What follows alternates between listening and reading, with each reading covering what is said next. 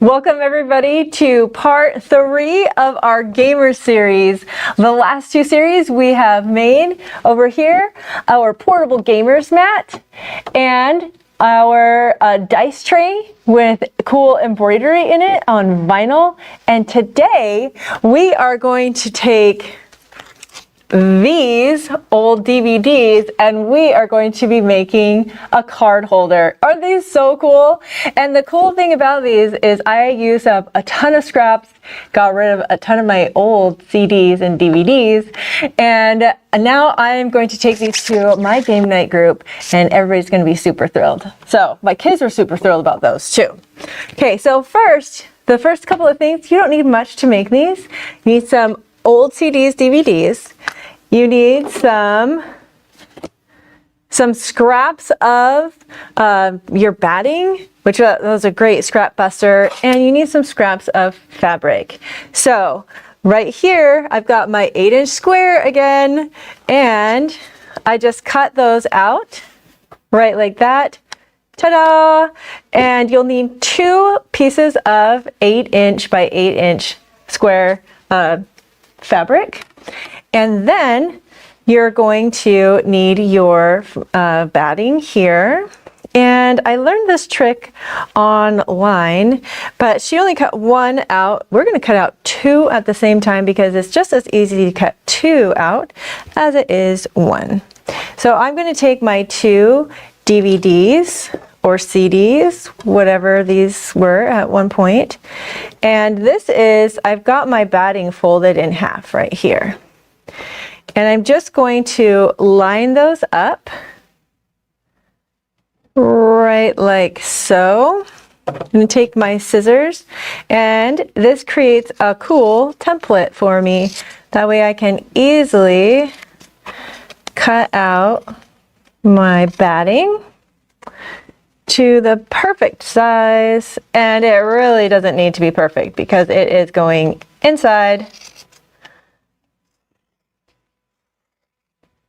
Ta-da! And now I have my 2 pieces of batting.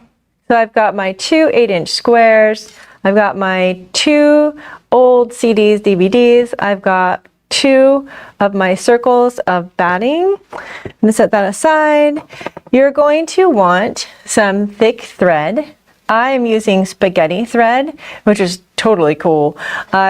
Here at Quality Sewing and Vacuum, we have lots of fun sets. These are called spaghetti thread sets, and they are a 12 weight thread. And this is what we're going to be using to sew on our buttons. We do have some from Wonderful. Oh, that's upside down. And these are Glamour. Aren't those so fun? It has a ton of metallic thread in it and everything. So it's a great way to use up some of the 12 weight thread that you got to do a fun project with, and you've got some extras. And then you'll need some buttons and some hand pins.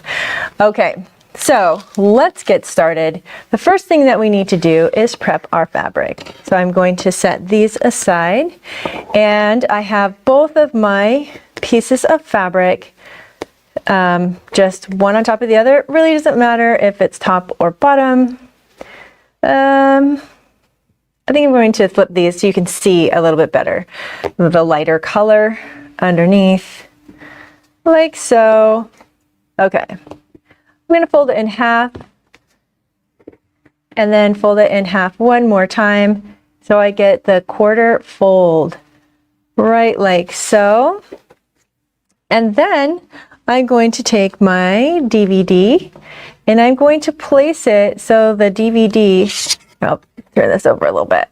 So this point goes kind of in the center of my DVD right there. I'm going to take my little ruler that I've got right here, and I'm going to measure out 1.5 inches away from my DVD, like so. I'm just going to move it, and I'm going to, wherever it is directly touching the edge of the CD, that is where I'm going to be making my little mark. Just making a bunch of little marks all around so we can kind of get an idea of the arch of where we want this to to cut this out. Wow, that didn't show up well at all. Sorry, guys. Let's see if one of these will work a little bit better. I got some of it. It looks like my poor friction pen is going all the way to the earth. Okay. Oh, that's better. Okay. I'm gonna make some marks around here so we can actually see it. Now, if you're good at this, you can just eyeball this, but this is going to give you a good indication of how to make this circle nice and rounded. Okay, so I can see my markings. I don't think you guys can very well. I'm gonna take my scissors. My markings are going right along here, and you're gonna wanna follow those markings, holding it, and once again, it does not need to look perfect either. Okay, we're gonna cut that off, and then we can open it up like so, and voila, we have the general shape of that bigger circle right there. Okay, then we're going to go over to the machine and we're going to stitch this. And what we want to do, we're basically going to be making like a fabric yo-yo. We're going to be stitching all the way around the edge there, and then we're going to be gathering the fabric around the DVD right there. So let's go on over to the machine, and I'm going to tell you how I've set up my machine to make it so I can gather those stitches. I'm going to be doing 2 rows of stitches because anytime I have done gathering, it's like backup insurance. Just in case one of them breaks, the other one will be there still. And we're having to pull through a lot of fabric. So that's doubly why I like to have 2 rows, and you get some really great, the gathering just turns out so much more beautiful. Okay, so I have set up my machine stitch length at 4.0, and in the top I'm using dark blue or black thread, and in the bottom I'm using a very light color, almost like white. So it's very distinct what threads are what, because you're going to want long tails and you want to separate those tails when you go to pull your threads. All right, we're going to hop on over. I'm going to stitch this with the right fabric facing up and the dark thread on the right side of the fabric. Now we are going to be doing a circle, and I'm going to be stitching about 1/8 of the way away from the edge right here. And so I'm going to put that in my machine right like so. And I do suggest, if you have never sewn with circles before, that you set it on a slow setting, because slow and steady wins the race, right? So we want to make sure that your tail is also long. Make sure that you've got some long tails here to start with as well. And make sure those are nice and long out there. And what I do as I go around with the curve is I try and look at the inside of my foot where the fabric is going to be hitting that 1/8 of an inch mark. As I'm going around, it's about 1/4 of an inch, 1/8 of an inch away from the edge. And then I'm going to drop my needle in there, and we're going to start going slowly. You can go faster if you are good at sewing the circles, but I do suggest going slow, keeping your eye right on it. Do not have a backup. Do not back up or do a knot at the end. We're going to speed this up just a little bit so you can see this just a little bit faster. And I'm keeping my eye on the fabric that is just touching that mark that I am, the 1/4 inch mark on my foot, as I am feeding my fabric into there. I'm going to slow way down. Okay. We're going to go to the overhead camera for just a second.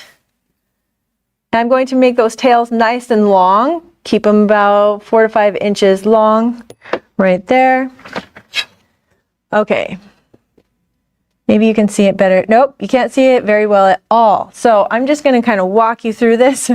So I started right here is where I started my stitching, and I went all the way around, and as I came by I went just past it, just past where I started, and I ended a little bit ways away from each other, and I did not let those two stitch lines touch each other because you have to pull them, right? But as in my years of gathering, I have found that this is the best way to gather things without leaving a weird gap that has like a big pleat in it. So if you just stitch just ever so slightly past each other, but don't let those two lines touch, you will get some great gathering. So you want to do that one more time.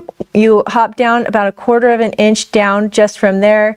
You start, go all the way around and just surpass the two lines, and you will get, we're going to switch fabrics really quickly. You can see this one just a little bit better. So you can see the two lines that go all the way around, maybe a little. Okay, so what we want to do, I'm going to get my tweezers here. I'm going to separate my light colored threads. I'm just going to put them down underneath the fabric there. And I'm going to separate my two dark colored threads. So I have 2 threads that went out this way, and I have 2 threads that go out, maybe, there we go, this way. Okay. And I want to keep those separated because I'm going to gather them 2 at a time and use those 2 threads. And what I have found is if I gather the fabric that's right along the threads, right like this, you won't have any breakage. It prevents breaking the threads. And you just gently move it out. And I'm going to go about halfway this way. And then I'm going to set those 2 threads aside there. And I'm going to grab the second set that goes this way. I'm going to start right from where that begins. This one's being kind of fussy. Sometimes that happens. If I find that like there was some sort of a weird knot or something with the beginning of that, I'm going to abandon going that way. We're just going to set that one aside. If you find like one of them is not pulling, just don't bother that way. But if it does pull just fine, you want to pull the same way around the other way. It's just faster, a little bit easier than having to pull and spread those gatherings out all the way around. But since it doesn't, this other way doesn't want to work very well, of course, for camera, it doesn't work for the camera, right? Okay, so you're just going to keep pulling and pulling a little bit more and more until you make these kind of little bowl type things. So it will look like, we're going to change fabrics again. It will look like this, where you have it gathered evenly, for the most part, about halfway around both sides like that. Okay, so you can see I still got my long tails on both of these because they are not done being pulled yet. At this point, I'm going to take my little battings that I've already made, and I'm going to tuck those in around like so, and like so, like this. I just love using up all these scraps of my fabrics and things, and these were from our days of making masks. And then you take your DVD or CD, whatever is chewed up. In my case, my kids literally chewed on the DVDs. They were like, this is my most favorite, I'm gonna eat it. It was awesome. I don't know if you're like me, but when my second daughter was about 2, 3, something like that. I gave her a brand new DVD to look at in the car, and by the time we got home from the grocery store, she had opened it and chewed along the edges of it already and ruined it. We can use up all those. Okay, so we're here and we're going to separate out those. These came in traveling. Let's see. You want to make sure that you find the 2 that go this way. These 2 go this way, and these 2 go this way. We're going to set those apart from each other, and then you just keep pulling and pulling, and then you pull the other way. Pull, pull, pull. These are so fast. It was so amazing to see how fast these came together last night as I was finishing up making a bunch of these. My kiddos were super excited to play their favorite game of Killer Uno with these. Okay, so you're going to get about this far into it, like so. Oh, I got an extra one. I don't want that one. Okay, and look at that. It's nice and tight all the way around. And then what I'm going to do is I am going to tie a knot with these. It's very technical, very fancy. And I'm going to do a special knot where if you go around 2 times underneath, really hold it really tight. And we're going to go one more because we can. We've got lots of tails. Okay, just like that, we are going to take my scissors, which are right here, and now you can trim off any of those really long tails, like so. And you can put both of those together and they will look like this. Ta-da! I've got this one done too. And at this point you can see it's got a little bit of padding on it on both sides, so it's nice to hold, and it's not just fabric in a DVD or CD. And here you want to decide what buttons you want to do. I've got these red ones or orange ones, which go great with like the Funko Pop ones, but I think in this case I'm going to use these really big, cool yellow ones that I found ages ago. Okay, now this, I'm going to set this aside for just a second. And then we are going to thread our needle. So these are kind of cool needles. These are self-threading needles. I've got my 12 weight spaghetti thread, and it's called spaghetti on purpose because look at how thick that is. That is so thick. And I've got myself a nice long piece here. I'm going to go in about the center, what I think is the center. Now this self-threading needle is so cool. It's got like these 2 little prongs at the top, and then it's got a tiny little slit. So you take your thread. Now you got to be really careful. I'm going to pull it nice and taut because this thread is so thick. I got to make sure that it goes right in between those 2 little prongs. And you hear that little pop. And voila, it is threaded. Look at that. Isn't that amazing? I just took this and there's like a piece of foam, and so I just stuck it in there to help me thread it like so. And since this thread is so thick, we're going to go down to the end here. Make sure those ends are even. Grab both of them. And we're just going to make a little knot. Like so, and make another knot like so. Okay, now we're coming upon the trickiest part yet. I always trim these tails a little bit. Okay, our needle is threaded. We've got this on here. Now is to get these 2 buttons to line up with each other. All right. So what I do is I come to the back here and I find kind of off the center just a little bit. I'm going to poke it right in. And then my knot, let me hold my thread. There we go. Will catch in the back there. And then I'm going to take my button We're going to put it all the way in there. I'm going to center it, what looks like about center. And look at the back. And look, it looks about off center from the other buttonhole. We're going to put that in there. Okay, here comes the tricky part. Now we have to align up the other one. It's not really that tricky, but we'll get it. Okay. I'm going to put that through there, that lovely thick thread, and try to align it up as best as we can. We're going to go through this one buttonhole, and that looks about centered.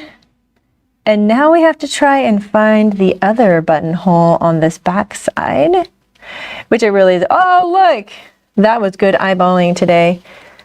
Thank you, thread, for the camera. And then we go right through the other side and see if we can find the other hole. Where's the other buttonhole? I don't know if this is tricky for you. Sometimes it is tricky for me. Oh, we were doing so well. Where is the other buttonhole? I know it's in there. I'm like way too far north, I think. Ah, there we go. Just, you're off by like a fraction. There we go. Haha. Just a couple more times through. These really big buttons are super fun.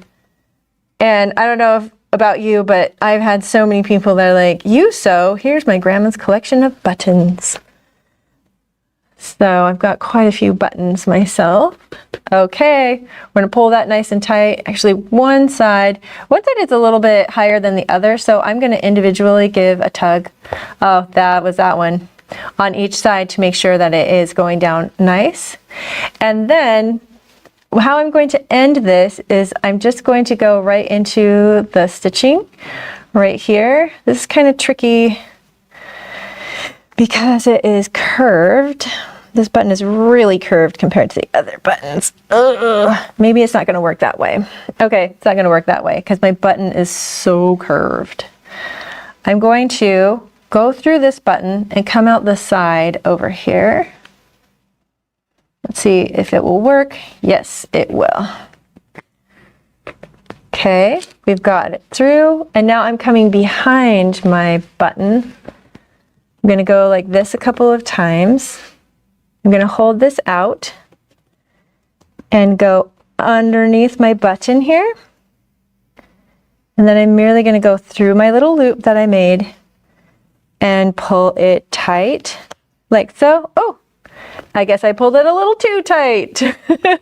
Good thing we were done though. And then you can trim it and voila. Just like that, you have completed a card holder.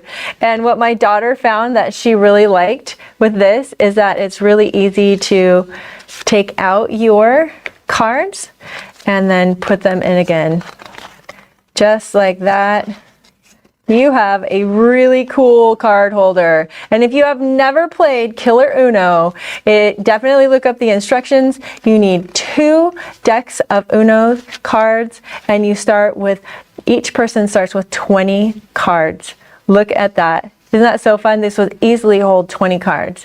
So look up the card game Killer Uno, all the instructions for that, and you will have the funnest time ever. Thank you for joining us on our 3-part gamer series. I hope that you have a ton of fun making fun things for the gamers in your life, and we will see you next How Do I?